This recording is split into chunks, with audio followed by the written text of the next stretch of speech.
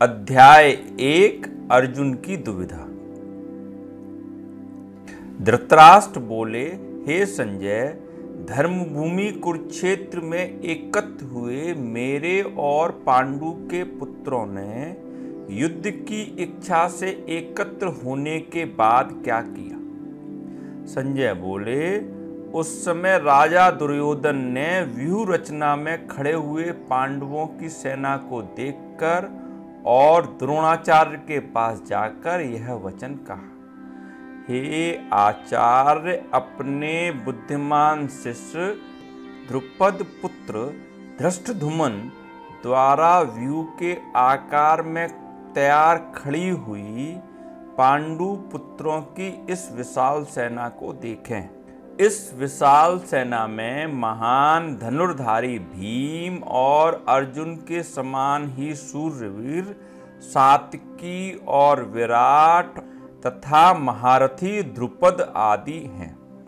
धृष्टकेतु और चेकितान तथा वीर काशीराज, पुरजीत, कुंती भोज और मनुष्यों में श्रेष्ठ शैव्य परम पराक्रमी युद्धमन्यु, वीर उत्तम मौज, सुभद्रा का पुत्र अभिमन्यु और द्रौपदी के सभी पुत्र आदि महारथी हैं। हे ब्राह्मणों में श्रेष्ठ, अपने पक्ष में भी जो सेना नायक हैं उनके बारे में भी मैं उल्लेख कर रहा हूँ। आपकी जानकारी के लिए अपनी सेना के जो सेनापति हैं उनके नाम मैं बताता हूँ। स्वयं आप, द्रोणाचार्य, पितामह भीष्म, कर्ण, युद्धों को जीतने वाले कृपाचार्य तथा वैसे ही अश्वत्थामा और विकर्ण तथा सोमदत्त के पुत्र भूरिश्रवा, सिंधुराज एवं जयद्रथ आदि हैं। और भी हमारे लिए जीवन को त्याग देने का संकल्प लिए बहुत से शूरवीर जो अनेक प्रकार से शस्त्रों से सुसज्जित हैं, सभी युद्ध में निपुण हैं। भीष्म पितामह द्वारा रक्षित हमारी यह सेना सभी प्रकार से अजेय है और भीम द्वारा रक्षित इन लोगों की यह सेना जीतने में सुगम है। इसलिए सब मोर्चों पर अपनी अपनी जगह स्थित रहते हुए आप सभी निसंदेह भीष्म पितामह की ही सब प्रकार से रक्षा करें। इसके बाद कौरवों में सबसे बड़े प्रतापी पितामह भीष्म ने दुर्योधन के हृदय में हर्ष उत्पन्न करते हुए तेज आवाज में सिंह की धाड़ के समान गरज कर शंख बजाया। इसके बाद शंख और नगाड़े तथा ढोल, मृदंग और रणसिंग आदि अनेक प्रकार के वाद्य यंत्र अचानक एक साथ बज उठे। उनकी यह आवाज बड़ी भयानक हुई। इसके साथ ही सफेद घोड़ों से युक्त उत्तम रथ पर बैठे हुए श्री कृष्ण और धनंजय ने भी अलौकिक शंख बजाए। श्री भगवान ने पांचजन्य नामक, अर्जुन ने देवदत्त नामक और भयंकर काम करने वाले भीम ने पौंडु नामक महाशंख बजाए। कुंती पुत्र राजा युधिष्ठिर ने अनंत विजय और निकुल और सहदेव ने सुघोष और मणिपुष्पक नामक शंख बजाए। हे धृतराष्ट्र, श्रेष्ठ धनुर्धारी काशीराज और महारथी शिखंडी तथा धृष्टद्युम्न तथा राजा विराट, अजय, कभी न हारने वाले सात्विकी और राजा द्रुपद, द्रौपदी के पांचों पुत्र और सुभद्रा के मजबूत भुजा वाले पुत्र, इन सभी ने अपने अपने शंखों को बजाया और उन भयानक आवाजों ने आकाश और पृथ्वी पर गूंजते हुए धृतराष्ट्र के पुत्रों के हृदय को चीरकर रख दिया। हे राजन, उसके बाद हनुमान से अंकित ध्वज लगे रथ पर बैठे अर्जुन ने आपके पुत्र को वहां देखकर उस पर बाण चलाने की तैयारी के लिए धनुष उठाकर हरि के श्री कृष्ण से यह वचन कहे, हे अच्युत्य, मेरे रथ को दोनों सेनाओं के बीच में खड़ा कीजिए। और जब तक मैं युद्ध क्षेत्र में खड़े हुए युद्ध के अभिलाषी इन सभी वीर योद्धाओं को भली प्रकार देख ना लूं कि इस युद्ध में मुझे किन किन के साथ युद्ध करना होगा, तथा दुर्बुद्धि धृतराष्ट्र के पुत्रों का हित चाहने वाले एकत्र सभी योद्धाओं का अवलोकन नहीं कर लूं, तब तक आप मेरे रथ को दोनों सेनाओं के बीच खड़ा रखें। संजय बोले, हे भारत, गुणाकेश अर्जुन द्वारा इस प्रकार कहे जाने पर श्री कृष्ण ने दोनों सेनाओं के बीच भीष्म और द्रोणाचार्य तथा समस्त राजाओं के सामने श्रेष्ठ रथ को खड़ा करके इस प्रकार कहा, हे पार्थ, युद्ध के लिए एकत्र हुए कौरवों को देखो। इसके बाद अर्जुन ने दोनों ही सेना में स्थित अपने पिता के भाइयों, पितामहों, आचार्यों, मामाओं, भाइयों, सखा, ससुरों और सज्जन लोगों को भी देखा।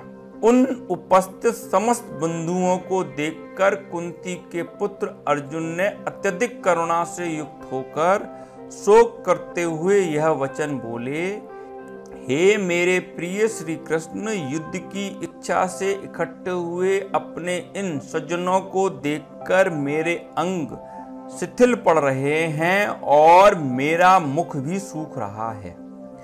मेरे शरीर में कंपन और रोमांच हो रहा है, हाथ से गांडीव धनुष गिर रहा है और त्वचा भी बहुत जल रही है।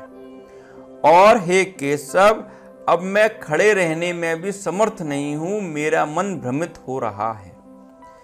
मैं लक्ष्यों को भी प्रतिकूल देख रहा हूं और युद्ध में अपने लोगों को मारकर भी कोई हित नहीं देखता हूं।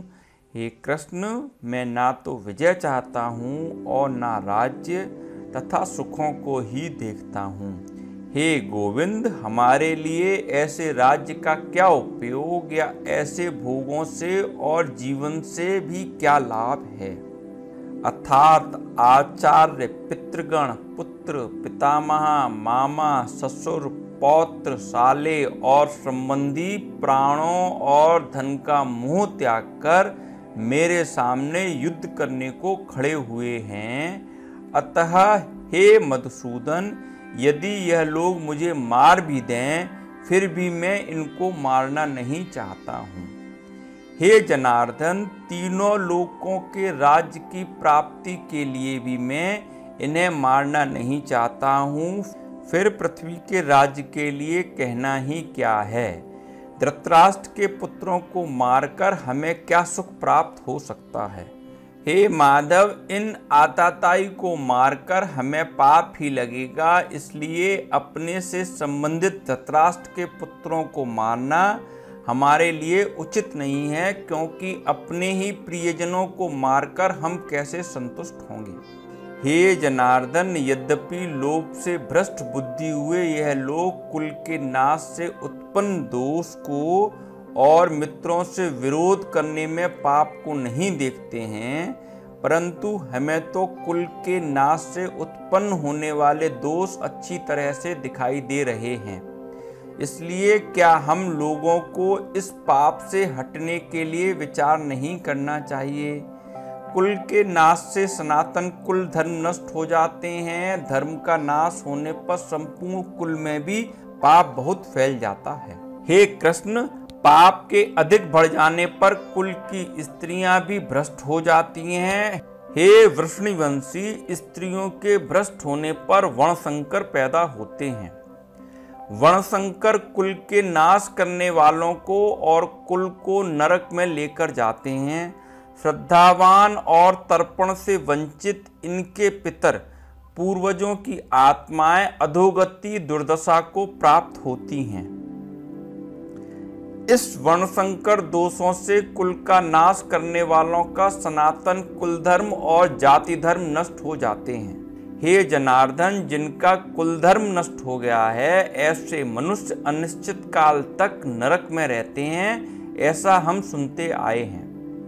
कितने शोक का विषय है कि हम लोग बुद्धिमान होकर भी महान पाप करने को तैयार हो गए हैं। जो राज्य और सुख के लोभों से स्वजनों अपने लोगों को मारने के लिए तैयार हो गए हैं।